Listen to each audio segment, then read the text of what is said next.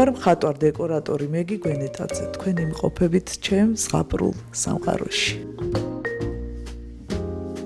ეს ყველაფერი ძალიან დიდი შრომის შედეგია. რაზეც შეიძლება რომ დაიხატოს ნებისმიერ ნივთზე, აი ასეთ მოხატვას ვასრულებ. თან ნახატებს ვხატავ, თან მოხატვას ვასრულებ. სახელოსნოში, რომელიც თბილისის ძველუბანში მდებარეობს, ყველა კუთხეს გამორჩეული ხელწერა და შრომის უდიდესი კვალი ატყვია. მრავალფიგურიანი კომპოზიციები, მკვეთრი ფერები, მკაფიო ორნამენტები, აქ წარმოდგენილი ყველა ნივთი ხელოვნების ნიმუშადაა აქცეული. ამ ყველაფრის შემოქმედი კი მხატვარ-დეკორატორი მეგი გვენეტაძეა.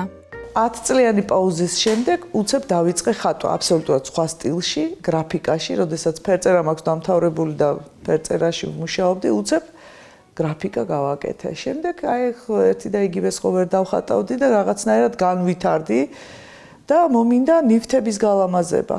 დღემდე უკვე აგერ 15 წელია ვმუშაობ.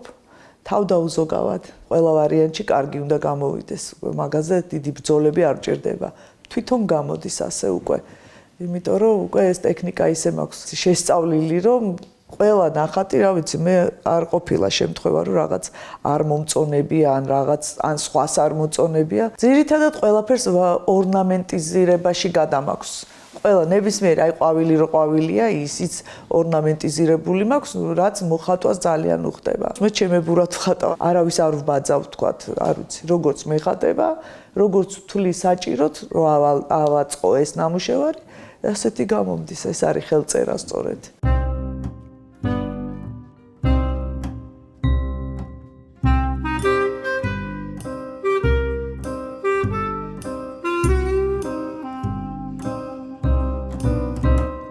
პანდემიის პერიოდში ხელოვანმა საცხოვრებელი სახლის ერთ-ერთი ოთახი ამოარჩია, დეკორაციებით გააფორმა და ზღაპრულ გარემოდ აქცია. სწორედ ასე გაიხსნა მეგი გვენეტაძის არტ-გალერეა. დღეს ამ ადგილს არაერთი დამთვალიერებელი სტუმრობს, მხატვრის შემოქმედების მოყვარულთა რიცხვი კი ყოველდღიურად იზრდება.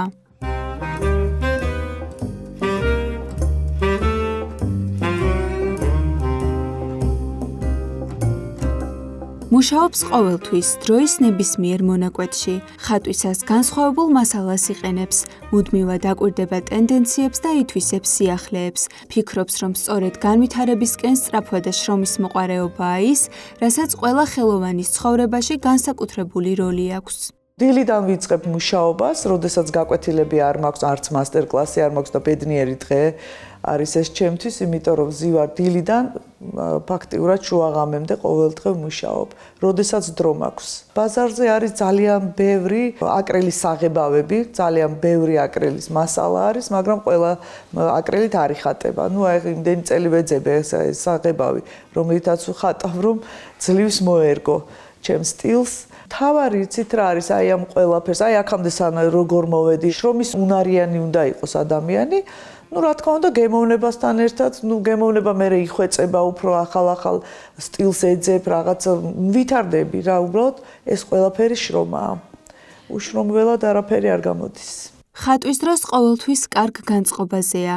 ხშირად იყენებს ქართულ და უცხოურ ორნამენტებს. თემები მრავალფეროვანია, ამჯერად სააღდგომო დეკორაციებზე მუშაობს და თითოეულ კვერცხს უდიდესი მოწიწებითა და სიფრთხილით ხატავს.